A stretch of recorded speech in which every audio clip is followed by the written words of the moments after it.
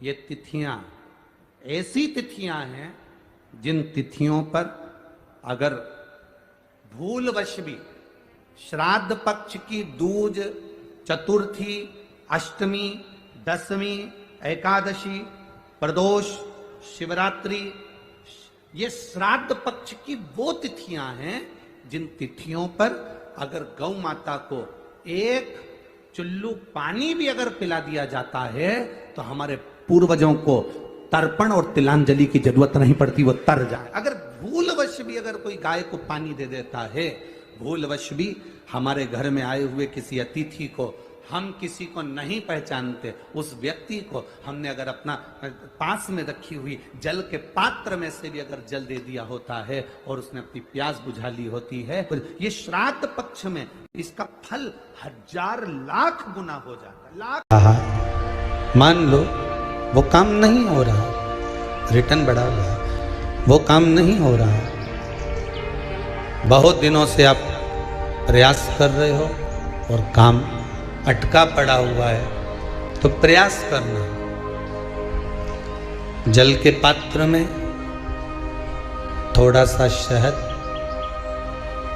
गंगा जल उसमें डालकर ये जो श्राद्ध पक्ष चल रहा है, जिस समय पर जिस श्राद्ध पक्ष के अंतर्गत श्राद्ध पक्ष में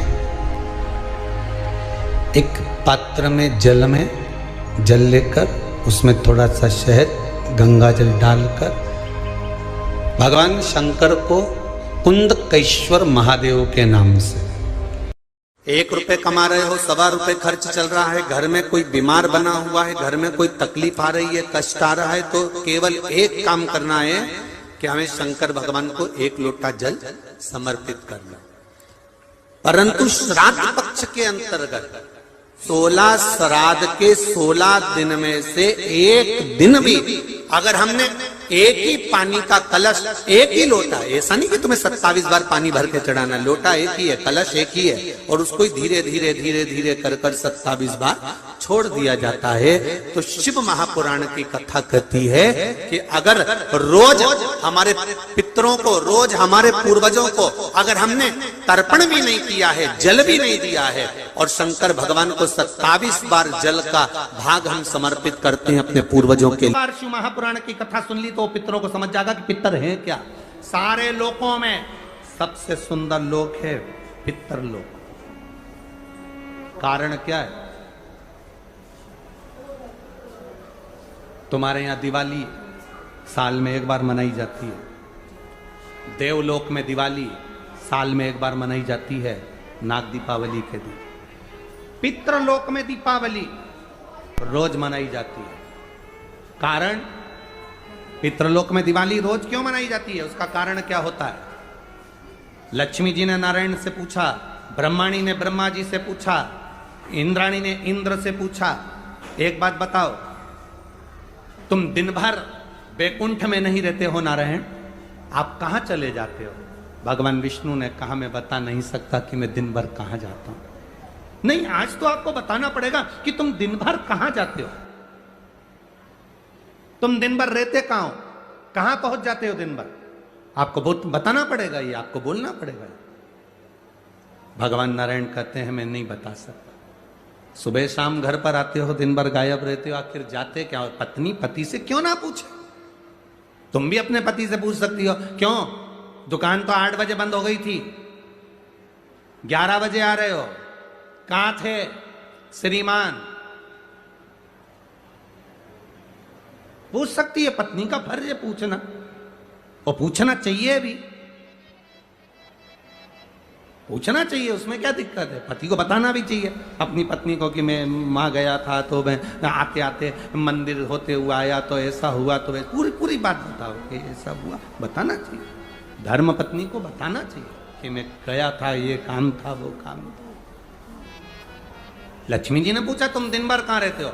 भगवान विष्णु ने कहा, मैं बता नहीं सकता। बताना पड़ेगा। तब नारायण ने कहा, फिर नारायण बोले, नारायण ने कहा कि देखो लक्ष्मी, बात ऐसी है कि पितृलोक इतना सुंदर लोक है, इतना सुंदर लोक है कि जहां जितने पितर निवास करते हैं उनके घर का कोई व्यक्ति अगर कथा सुनने जाता है, मंदिर जाता है, अगरबत्ती लगाता है, दिया लगाता है या पूजन आराधना करता है या भूलवश भी कहीं भगवान की कथा में जाकर बैठ जाता है, जितनी देर उसके घर का व्यक्ति कथा में बैठता है, नारायण कहते हैं, उतनी देर मैं उसके घर के पितरों के कंधे पर हाथ रखकर कथा को श्रवण करता हूं।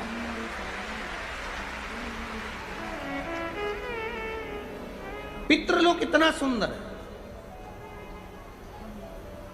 और पितृलोक के जो स्वामी हैं, आर्यमा स्वामी, वो पितृलोक के जो स्वामी हैं वो भी बड़े सुंदर हैं। और पितृलोक के जो स्वामी हैं बड़े सुंदर, और पितृलोक के स्वामी जिस पर बैठते हैं, काय पर बैठते हैं? कौवे पर। वो भी बड़ा सुंदर, अति सुंदर। अरे गुरुजी कहां की बात कह रहे हो? सबसे सुंदर पक्षी तो मोर है। राष्ट्रीय पक्षी में भी उसको कहा सबसे सुंदर पक्षी तो मोर है, और आप कह रहे हो कि दुनिया का सबसे सुंदर पक्षी कौवा है। अरे भाई, जिसने कथा नहीं सुनी उसको लगता है कि दुनिया का सबसे सुंदर पक्षी मोर है, पर अगर शास्त्र को उठाकर देखोगे तो दुनिया का सबसे सुंदर पक्षी कौवा था। पहले नंबर पर सफेद, सुंदर, अति सुंदर कौवे के आगे कोई पक्षी नहीं था। वो तो ब्रह्मा जी ने पृथ्वी पर यज्ञ करा, और पृथ्वी पर जब यज्ञ करना चाहा ब्रह्मा जी ने, तो उस समय पर ब्रह्मा जी ने कहा मुझे इस पृथ्वी पर यज्ञ करना है, इस जमीन को लीपने के लिए अमृत की जरूरत है। जैसे अपन गाय का गोबर लीपने के लिए लाते हैं, वैसे ब्रह्मा जी ने कहा इसको लीपने के लिए अमृत चाहिए। अमृत कौन लेकर आएगा? कोई आगे नहीं आया, तब ब्रह्मा जी ने कौवे को बुलाया। ए कौवा, तुम अमृत लेकर आओ, क्योंकि तुम्हारी दृष्टि बड़ी प्रबल है, तुम अमृत को ढूंढ कर ला सकते हो। कौवा, अमृत तो लाना, पर झूठा मत करना।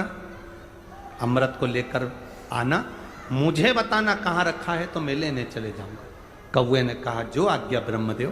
कौवा आर्यमा स्वामी को नमन करा, प्रभु ब्रह्मा जी का काम है, मुझे जाना पड़ेगा। कौवा बड़ा सुंदर था, बुद्धिमान था, तो कौवे को भेज दिया। इसलिए रामचरितमानस में काकभसुंडी की कथा बार बार आती है। गरुड़ और कौवे की कथा आ रही है। कौवा कितना विद्वान था, चला अमृत का पता लगाने के लिए। जब कौवा चला, अमृत का पता लगाते लगाते लगाते लगाते कौवे ने संकल्प ले लिया था कि जब तक अमृत नहीं मिलेगा मैं मुंह झूठा नहीं करूंगा, पानी तक नहीं पीऊंगा। भूखा प्यासा कौवा दौड़ता रहा। आर्यमा स्वामी से कहकर कौवा दौड़ते दौड़ते दौड़ते दौड़ते जाए। बहुत दिन हो गए, तब कौवे को अमृत मिला। अमृत मिला तो कौवे को लगा बहुत तेज प्यास लग रही है, करूं क्या? कौवे ने उस अमृत को झूठा कर दिया। ब्रह्मा जी को आकर कहा स्वामी अमृत वहां रखा हुआ है, पर बात इतनी सी है कि मैंने उस अमृत को झूठा कर दिया। ब्रह्मा जी को क्रोध आ गया। ब्रह्मा जी ने कहा रे कौवे, तू सफेद होकर सुंदर होकर तूने ऐसा काला काम कर दिया, ऐसा बेकार काम करा, तूने अमृत को झूठा करा और ऐसा काला काम तूने करा। मैं तुझे श्राप देता हूं कौवे, तू गोरे से काला हो जाएगा। तूने अमृत को झूठा करा, इसलिए तेरी वाणी कर्कश हो जाएगी, तेरी वाणी कर्कश हो जाएगी। अमृत को कौवे ने झूठा करा था, इसलिए सारे पक्षी जल्दी मरते हैं, पर कौवा इतनी आसानी से नहीं मरता। कौवा इतनी आसानी से नहीं मरता। सारे पक्षी जल्दी मरते हैं, पर कौवा आसानी से नहीं मरता। तेरी वाणी कर्कश होगी तो काला होगा। सुंदर कौवा काला हो गया। आर्यमा स्वामी ने देखा कि मेरा कौवा, मैं जिस पर बैठता हूं, ये काला हो गया। आर्यमा स्वामी ने ब्रह्मा जी से कहा आप क्या चाहते थे? ब्रह्मा जी कहते हैं मुझे यज्ञ करना था, जमीन को लीपना था, कौवे ने अमृत झूठा कर दिया। क्यों चिंता करते हो? अमृत तो अमृत है, कोई झूठा भी कर देगा तो अमृत की शान कहां घट जाए? अमृत की क्या शान घटना? आर्यमा स्वामी ने कौवे से कहा तू चिंता मत कर। आर्यमा स्वामी बोले कौवे तू चिंता मत कर, आज मैं तुझको एक कार्य देता हूं, जब 16 श्राद्ध आएंगे, कौआ, जिस जीव की जो तिथि होगी, मान लो किसी की चतुर्थी तिथि है, उस चतुर्थी तिथि पर तुझे छोड़ने के लिए पृथ्वी पर पितरों को जाना पड़ेगा। जब उनके छत पर तो पितरों को छोड़ने के लिए जाएगा, कौआ, जब तू वापिस आएगा, तेरे लिए छत के ऊपर भोजन रखा रहेगा। जिसकी छत पर भोजन रखा मिल जाए उसको तू पाएगा तो पितृ तृप्त होंगे। कौए ने कहा, मेरे द्वारा पितृ तृप्त होंगे? कौआ, नहीं, जब पितर वापिस आएंगे, पितृलोक में रहेंगे, उनको 1 वर्ष के अंदर जब भूख लगेगी, तब कौआ तू अपनी चोंच में उनकी छत से जो भोजन लेकर आएगा, अपनी चोंच से निकालकर उन पितरों को देगा, जिससे उनका कल्याण होगा और वो आशीर्वाद प्रदान करेंगे, वो वर प्रदान करेंगे। हम नहीं पहचानते हमारे शास्त्रों के विधानों को, हमने कह दिया ये अच्छा है, हमने कह दिया वो अच्छा, उसको समझो कि आखिर श्रेष्ठता कहां है। शिव तत्व की प्राप्ति का एक आनंद। हर हर महादेव। सभी शिव भक्तों के लिए हर हर महादेव। श्री शिवाय नमस्तुभ्यम। इस वीडियो में बताए गए उपाय के लिए अवश्य करें, जिससे आपकी सभी मनोकामनाएं पूर्ण होगी। भगवान आपकी सुख समृद्धि बनाए रखे और सोमवार के लिए ये नियम करें, जिससे आपकी सभी मनोकामना पूर्ण होंगी। आप हमारे चैनल पर पहली बार आए हैं तो चैनल को सब्सक्राइब कर लें। हर हर महादेव।